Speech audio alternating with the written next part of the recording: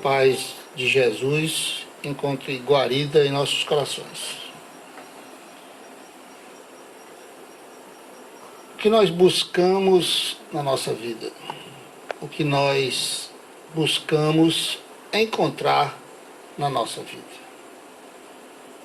Passeamos por várias religiões. A grande maioria de nós tem um berço católico. Mas algumas perguntas sempre ficavam sem resposta. Eu nunca consegui acreditar que a mulher saiu da costela do homem. Nunca. E não dá para a gente acreditar em meia verdade. Meia verdade não existe. Ou ela é verdade, ou é mentira. Não existe mulher quase grávida.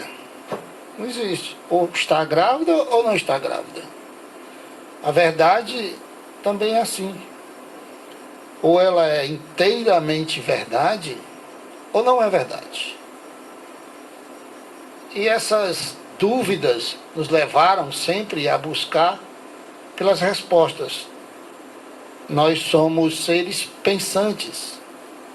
Temos uma característica que nos diferencia dos animais: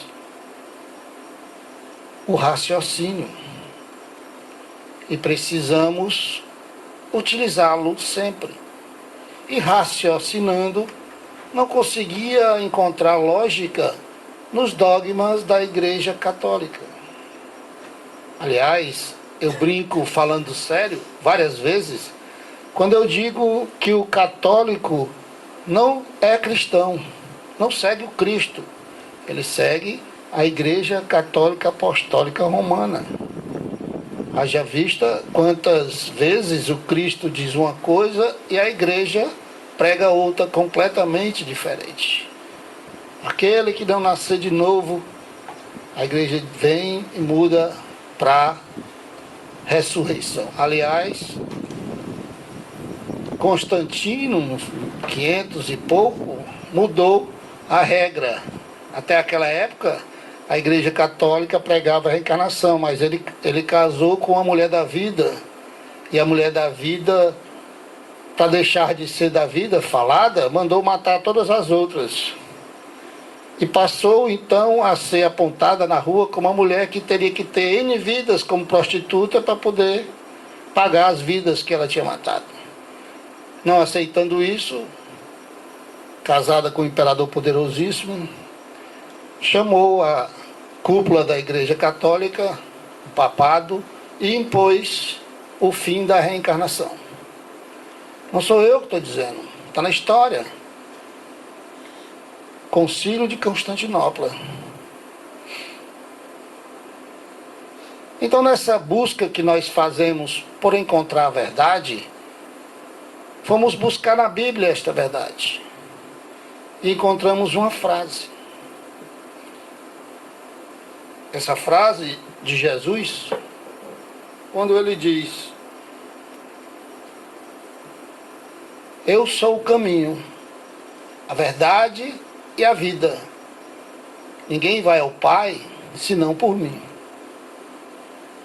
Eu parei e pensei, mas o que Jesus está querendo dizer? Como uma pessoa pode ser a verdade? Mesmo que seja o grande Espírito, mais conhecido como Manitou, né? Como ele poderia ser a verdade? E nós vemos, através da vida de Jesus, que ele é o exemplo.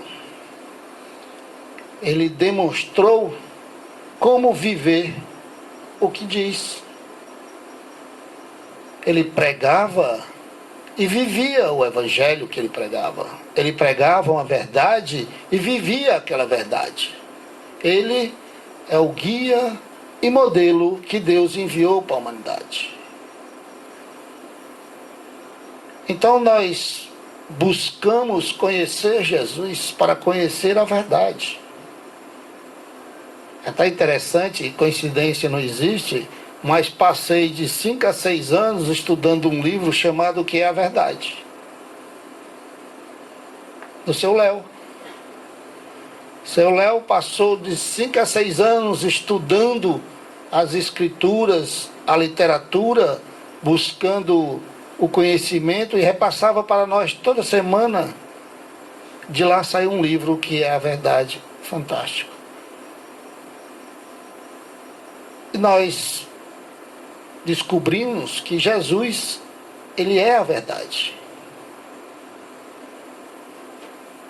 E quanto verdade, ele nos fez uma promessa. Prometeu Jesus: e eu rogarei ao Pai, e ele vos dará outro Consolador, para que fique para sempre convosco, o Espírito de verdade, que o mundo não pôde receber, porque não o vê e nem o conhece. Mas vós o conheceis, porque habita convosco e estará em vós. Isso está lá em João. O Espírito vos ensinar todas as coisas. Também João. Ainda tenho muito que vos dizer, mas quando vier aquele Espírito de verdade, ele vos guiará em toda a verdade, porque não falará de si mesmo, mas dirá tudo o que tiver ouvido, e vos anunciará o que há de vir. Esta parábola chama o Consolador. Jesus prometeu um novo Consolador, o Espírito de verdade, que iria nos fazer lembrar tudo o que ele disse e revelar mais do que o que ele disse, porque não poderíamos suportar entender aquela época. Aí, em meados de 1800, nosso querido Leão Hipólito Denizar Rivail começa um trabalho árduo, depois de alguma persuasão, porque passaram 2 anos insistindo para ele ver os fenômenos, e ele não aceitava, porque achava que aquilo era puro magnetismo. Para quem não sabe, Allan Kardec era um grande magnetizador, estudioso, e entendia que através do magnetismo poderia movimentar os objetos e as mesas girantes. Então, acreditava Kardec que poderia ser um efeito físico as mesas girantes. Mas foi convencido por um amigo e uma amiga a assistir. E o que Kardec fez? Ao adentrar na Assembleia, formulou mentalmente uma pergunta de cunho científico, porque era um grande cientista. Uma pergunta que nenhuma das pessoas que estariam ali manipulando a mesa saberia responder. Mentalmente, em pensamento, e a resposta veio. E Kardec percebeu que uma resposta inteligente só pode vir de uma inteligência. Não poderia ser a mesa inteligente, e muito menos aquelas pessoas que, além de não ler o pensamento, não saberiam a resposta. Então Kardec foi estudar aquele fenômeno. E daquele fenômeno veio a codificação da doutrina espírita. A codificação da doutrina espírita é a verdade escrita, a revelação, a terceira revelação. A primeira, Moisés, e muitas pessoas se enganam pensando que a grande missão de Moisés foi os 10 mandamentos. Belo engano. Moisés, com os 10 mandamentos debaixo do braço, mandou matar 2.200 pessoas. A grande revelação de Moisés foi impor na marra o Deus único. Naquela época, Deus para tudo. Deus da água, Deus do sol, Deus da chuva, Deus da noite, Deus da areia.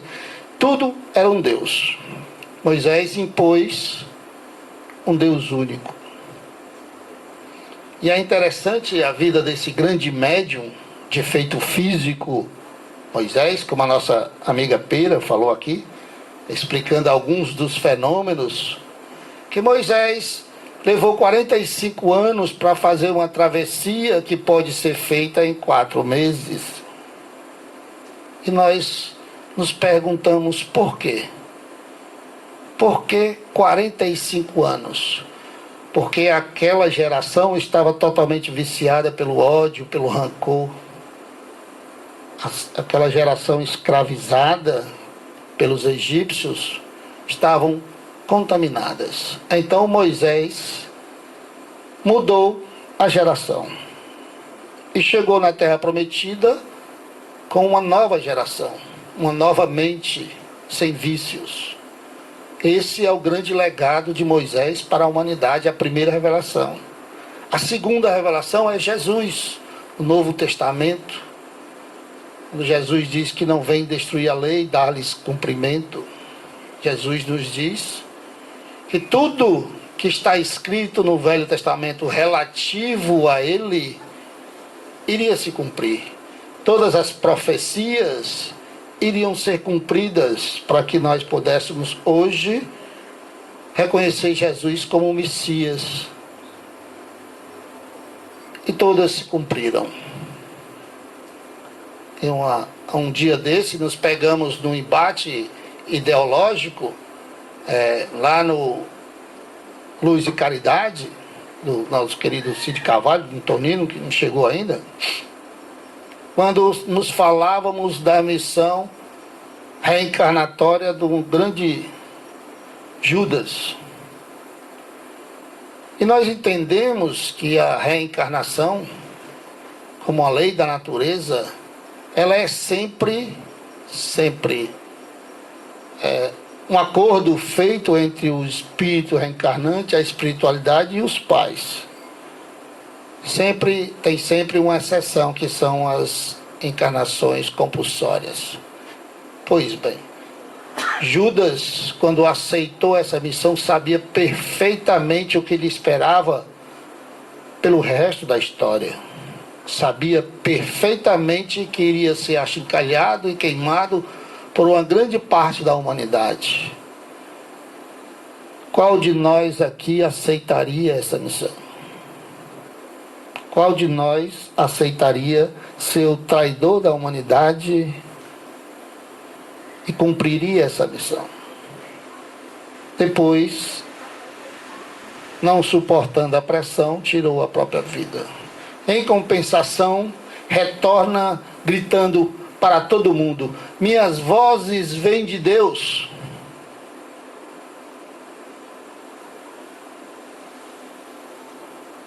A nossa querida Joana d'Arc. As vozes vinham de Deus. E nós pegamos no livro Brasil, Coração do Mundo e Pátria do Evangelho, vendo Jesus convocando o lanceiro que enfiou a lança,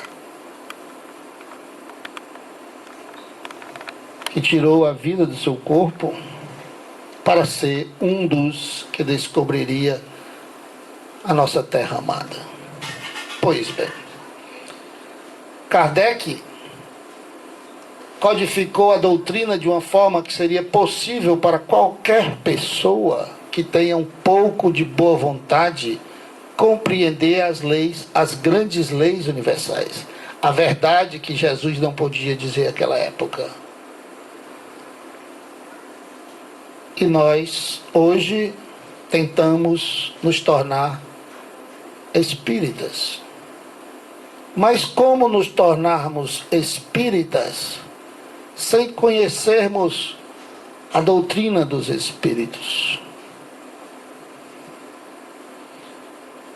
Ser espírita não é ser religioso, é ser cristão. Não é ostentar uma crença, é viver esta crença com sinceridade. Jesus fez isso. Jesus não pregou nenhuma religião, nenhuma. Jesus viveu a fé que ele tinha. Ele mostrou e nos ensinou várias vezes que se nós tivéssemos um pouquinho de fé, poderíamos fazer tudo o que ele fez e muito mais. Ser espírita é muita responsabilidade. Ser espírita é ser cristão além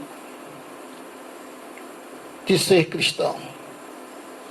É abraçar uma filosofia de vida pautada na ética e na moral. 24 horas por dia. Não podemos ser espíritas de 2 horas. Ser espírita, hoje eu vou no centro espírita tomar um passo porque eu sou espírita. Amanhã eu não vou porque eu deixei de ser espírita. Eu vou falar mal da vida dos outros, vou dar uma rasteira em alguém, vou ganhar dinheiro em cima de alguém, desonestamente. Infelizmente, a grande maioria das pessoas que frequentam a casa espírita não compreendem o que é ser espírita. E passamos pela doutrina sem que a doutrina passe pela gente. É triste, mas é a pura verdade. Nós precisamos buscar, antes de tudo, o conhecimento, as obras básicas.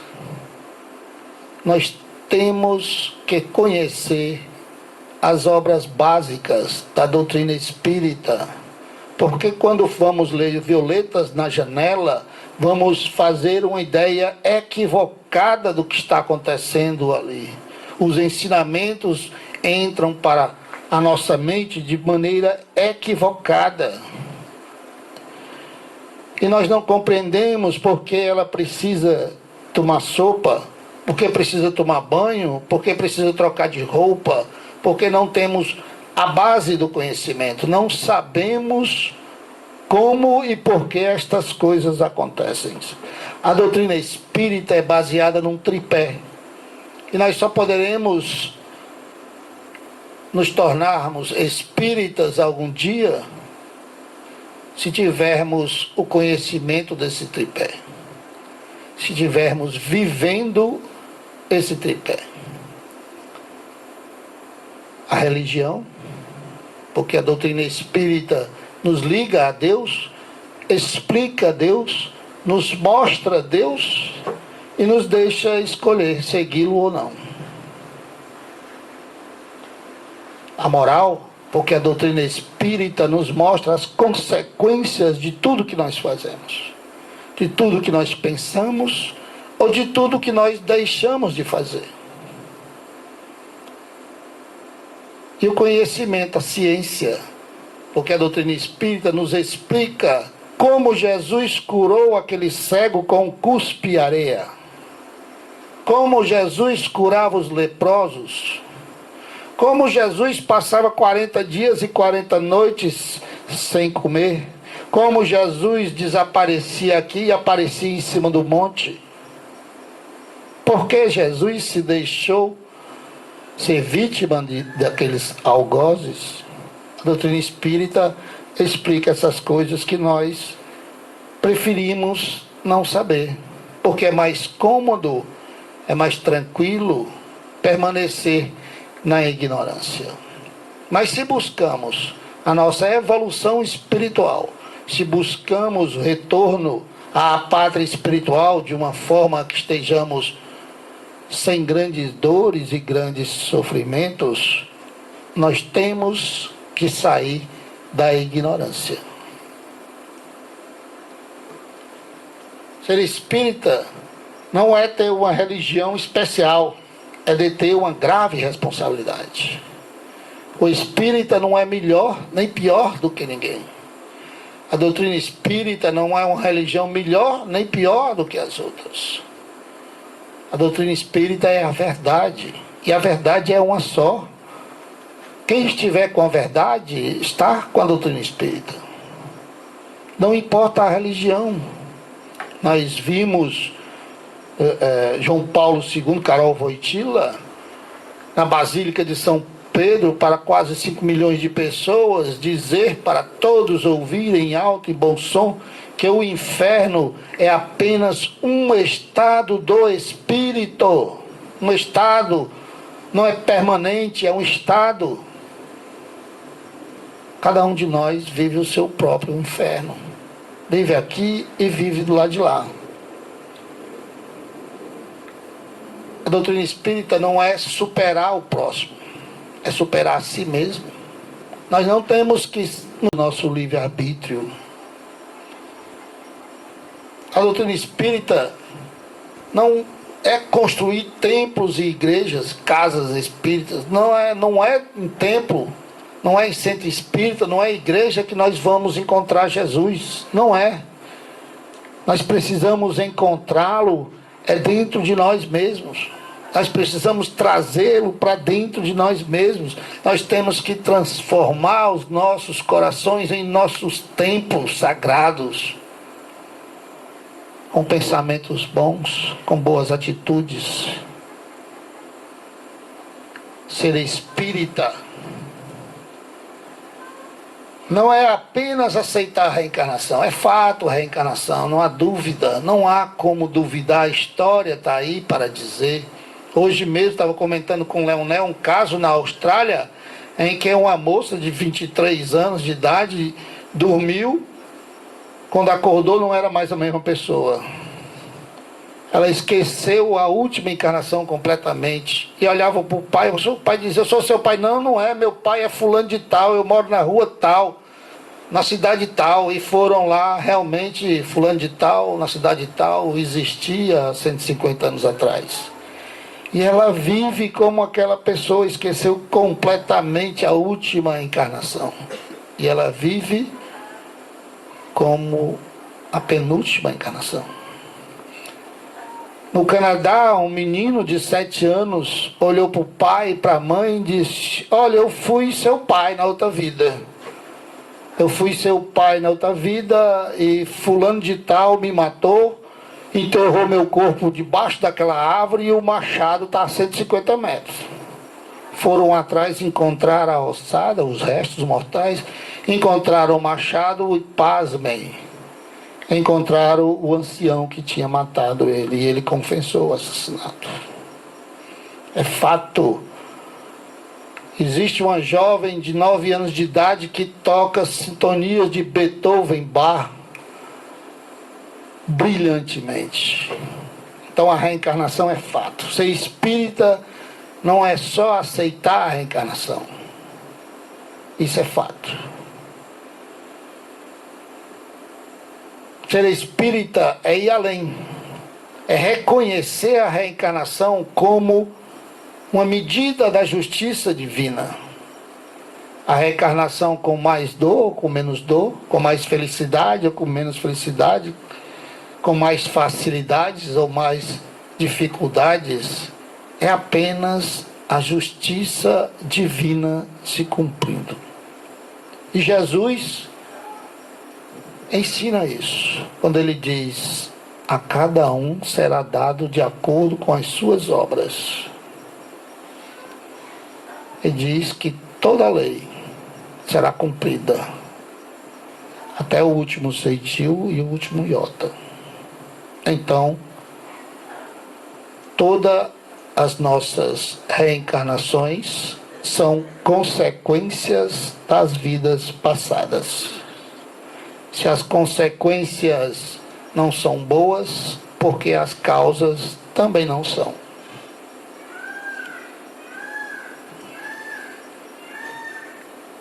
É interessante aqui, eu vou descer.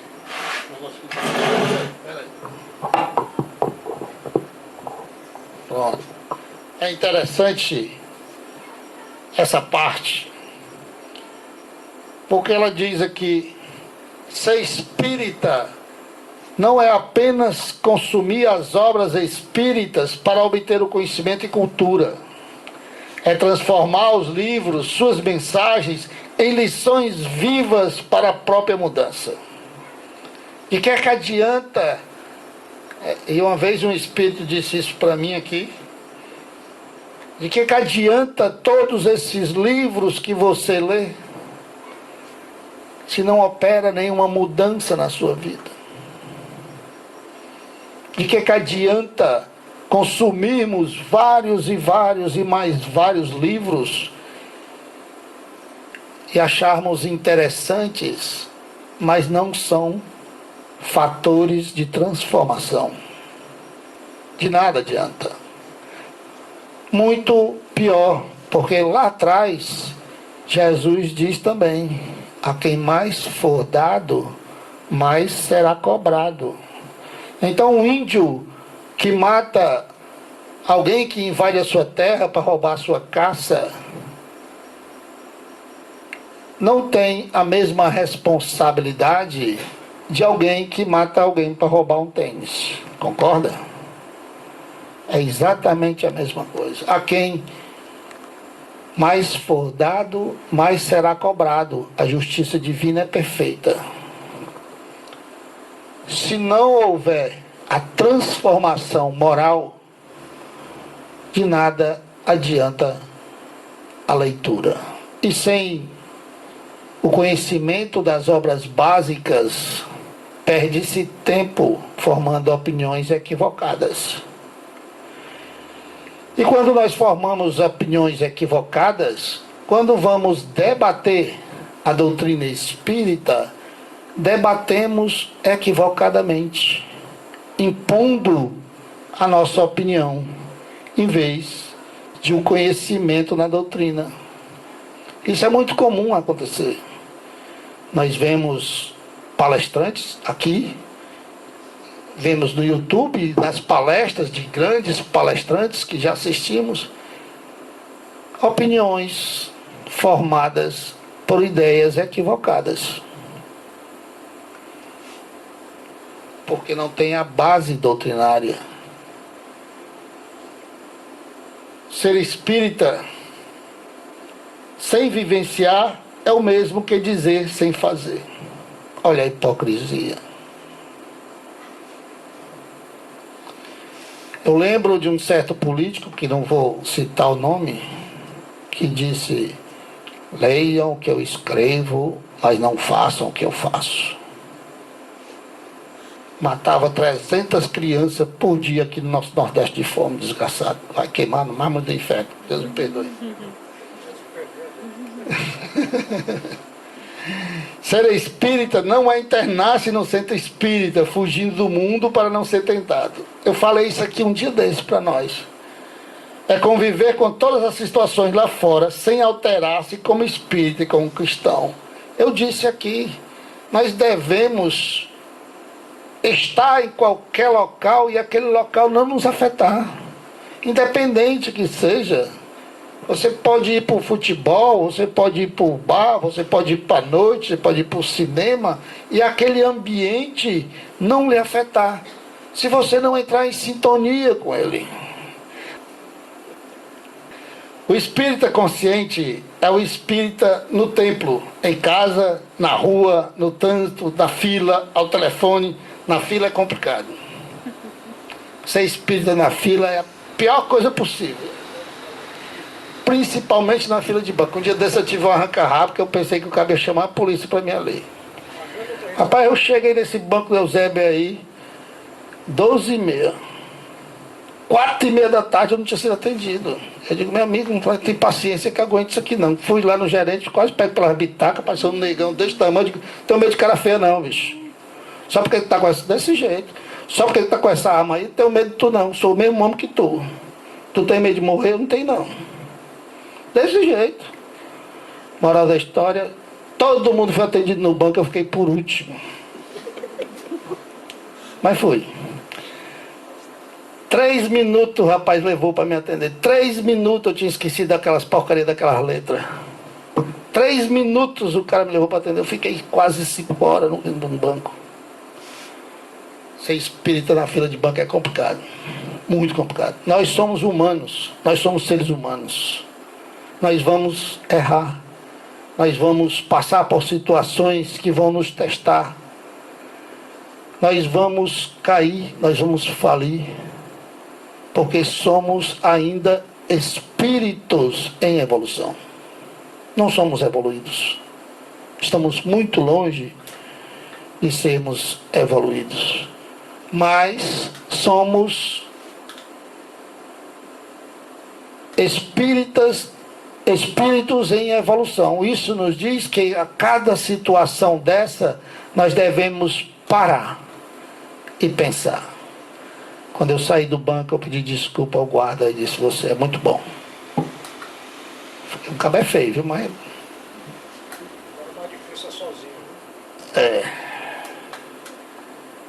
Ele diz aqui, pessoal. Opa, peraí. Ser espírita não é ser diferente. É ser exatamente igual a todos. Porque todos são iguais perante Deus. Olha aí. Que grande ensinamento. Nós vemos espíritas se achando santos. Eu fiquei triste, não vou citar o nome, mas um grande nome da doutrina espírita chegando para dar uma palestra, passando num corredor polonês, o público aplaudindo ali efusivamente, e aquele cara, sabe, só pisava no chão porque não sabia rolitar ainda. Me deu uma tristeza muito grande, porque é um grande espírita, um grande palestrante, mas um ser humano como todos nós. Nós não somos melhores do que ninguém. Aliás,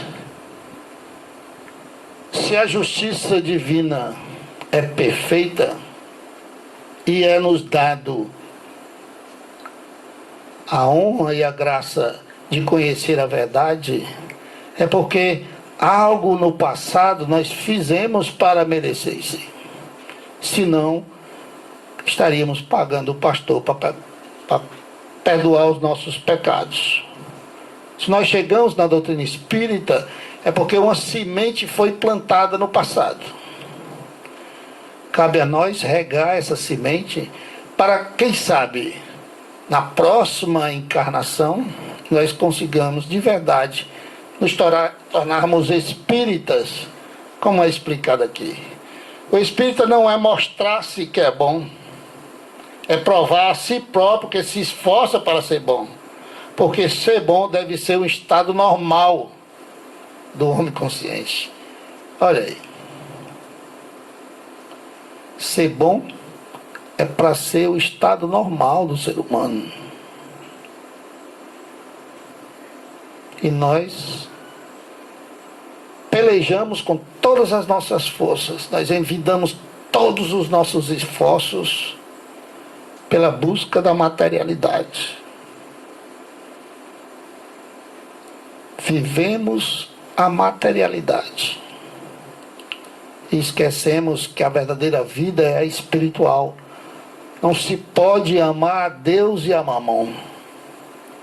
Isso não quer dizer que nós não devemos correr atrás da vida material, mas não podemos amar mais a matéria do que o espírito, porque a verdadeira vida é aquela que permanece, e a que permanece é a espiritual. Essa breve passagem que nós fazemos aqui pode se acabar agora. Quem pode garantir que daqui a 2 minutos vai estar vivo aqui na matéria? Quem de nós pode garantir que amanhã vai acordar, se levantar da cama e olhar para trás e se ver deitado? A pessoa. Eu até brinco às vezes. Eu li um livro uma vez, não estou lembrado qual livro, em que o autor dizia da seguinte forma: se você se acordar de manhã, começar a falar com as pessoas e elas não responderem, se preocupe. Se preocupe, o negócio é sério. Já foi. Não estou lembrado qual é o livro. Anormal é não ser bom.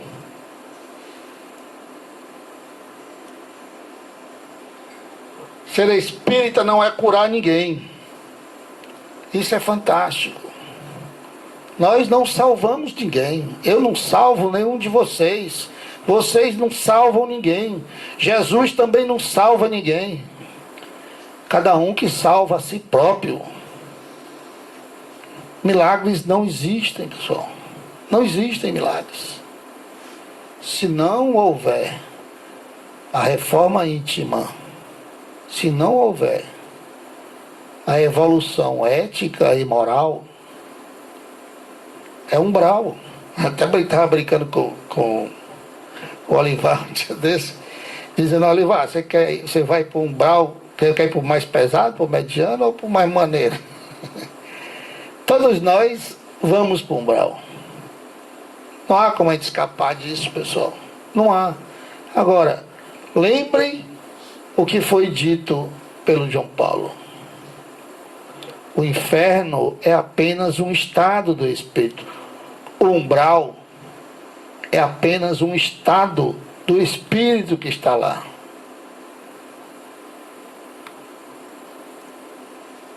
Se nós não nos tornamos pessoas melhores, não vamos nos tornar boas. Mas se nós não nos tornamos melhores, pior será a situação. Pior será o inferno que nós iremos passar.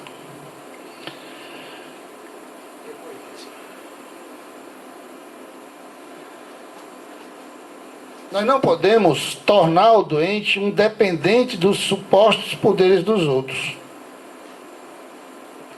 Ensinar-lhe a confiar nos poderes de Deus e seus próprios poderes que estão na sua vontade sincera e perseverante. Olha o que Jesus dizia. Ele curava e dizia assim: vai e não tornes a pecar, para que não te aconteça coisa pior. Que sábio, que sábio. Ele curava, mas deixava claro que a cura não é permanente. Depende da gente. Não adianta de nada a gente vir para cá, tomar o passe e sair curado e continua o mesmo erro do lado de lá. Vai acontecer coisa pior.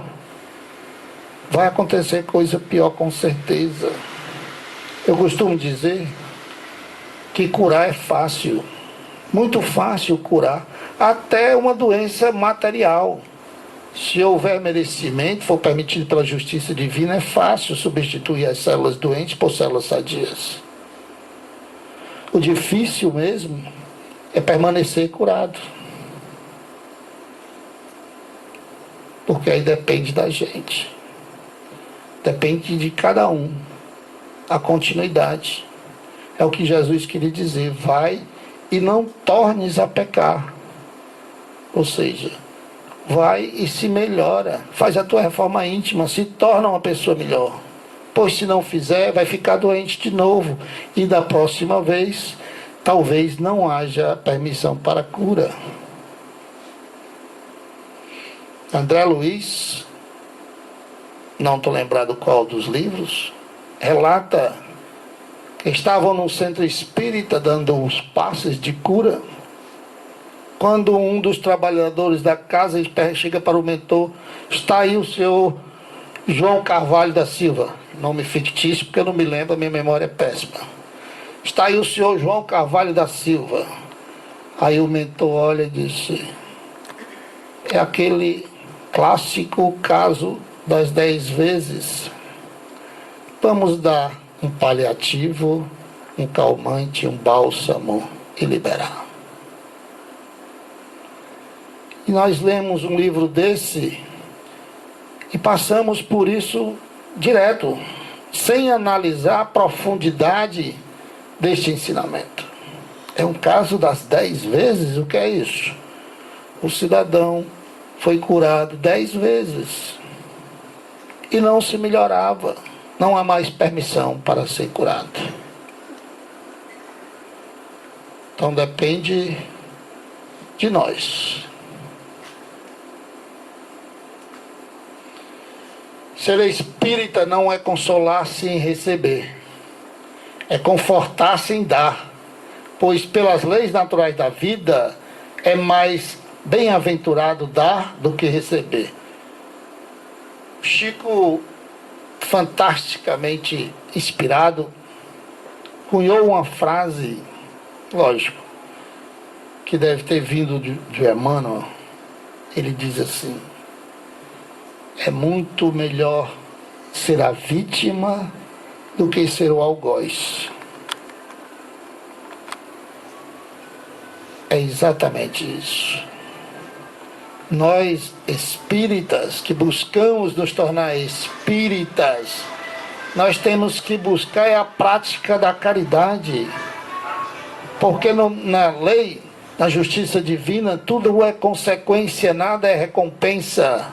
Não adianta nós querermos chegar aqui e doar 10 quilos de farinha. Eu vou dar 10 quilos de farinha porque os espíritos estão vendo e vão me abençoar. Isso não existe. A gente agradece a farinha, mas você não vai receber nada de volta. Nós temos que dar, temos que doar. E o que nós recebermos vai ser a consequência que nós merecemos.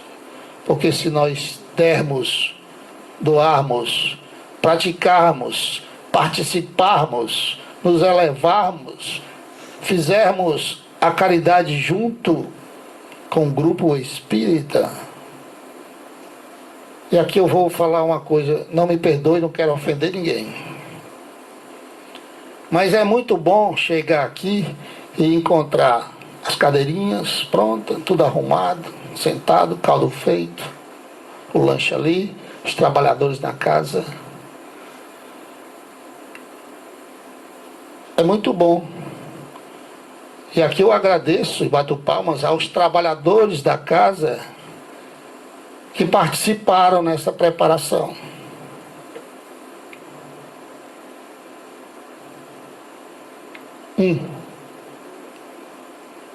Não, tu não é trabalhador não, tu é escravo.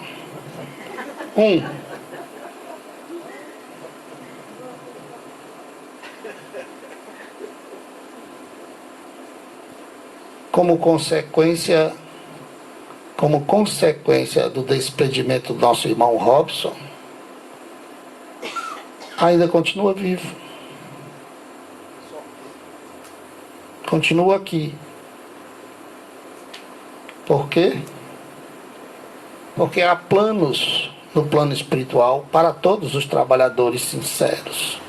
Memórias do Espírito, o que ele tinha feito para não merecer ser recebido por Jesus. Não vou entrar em detalhes, nem vou citar nome porque é muito conhecido. Mas foi triste ele se dispor de tudo aquilo que ele tinha criado por si, porque a consciência é o que nos julga. E quando foi relatado para ele, ele não pôde negar tudo que ele tinha feito. Ele desmanchou como pessoa. Mas a bondade de Deus permitiu que um grande homem, que também não vou citar, da Igreja Católica, fosse recebê-lo nesse dia, socorrê-lo, e o socorreu e o levou.